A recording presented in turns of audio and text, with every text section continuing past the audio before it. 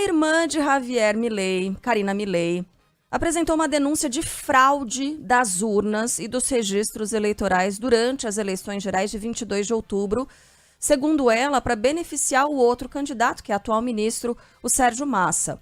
Uma reunião entre integrantes dos dois lados da disputa foi marcada para hoje, na tentativa de baixar essa temperatura na véspera, literalmente, da eleição.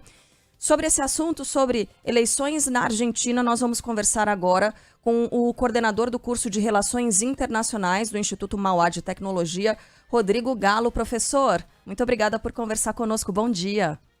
Bom dia, Carla. Bom dia, Débora. Bom dia aí para os ouvintes da rádio. Professor, essa denúncia tem algum potencial para mexer no resultado da eleição, diante de tantos outros elementos também que surgiram, nos últimos dias? A disputa está bem movimentada, mas só lembrando do anúncio de apoio do ex-presidente Maurício Macri a Milei, né? Bom, eu acho que a gente tem algumas questões, que precisam ser pensadas nessa hora, né? A gente tem, de fato, um cenário eleitoral bastante conturbado na Argentina, ainda que os institutos de pesquisa tenham feito sondagens no primeiro turno e não tenham conseguido captar uma desidratação do Milei na reta final, nem uma ascensão do Massa, então, eventualmente, isso pode se repetir. Mas a gente não pode ignorar que esse tipo de denúncia, ainda que não tenha nenhuma base, nenhum lastro mais realístico, pode sim mexer com alguns eleitores. Agora, é curioso pensar nessa denúncia, porque quando a gente olha, via de regra, para as eleições que têm acontecido mais polarizadas nos últimos anos, não só na América Latina, mas também olhando para Estados Unidos, esse expediente de acusação de fraude, de problemas com urna, isso tem sido bastante comum, né? Aqui no Brasil, a gente ainda tem uma parte do eleitorado sustentando essa narrativa em relação à eleição passada. Nos Estados Unidos, tem apoiadores do Trump que, em relação também à eleição passada, continuam usando esse tipo de narrativa.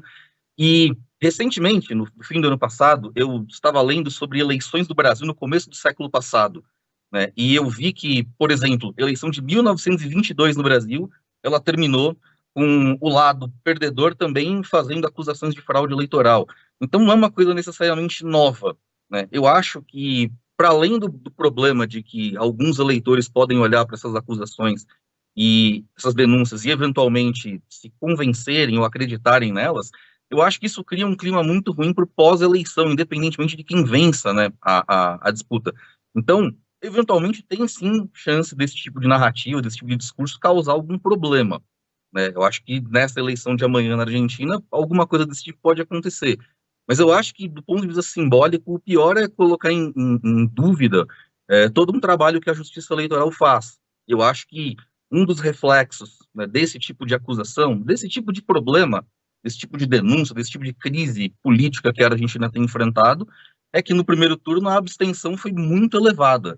Então isso mostra que existem muitos eleitores que ou não se sentem representados pelos dois lados que estão em disputa na eleição, ou são eleitores que estão descrentes quanto ao futuro do país, quanto ao sistema político, e esse tipo de narrativa contribui para construir um cenário muito ruim nesse aspecto, né?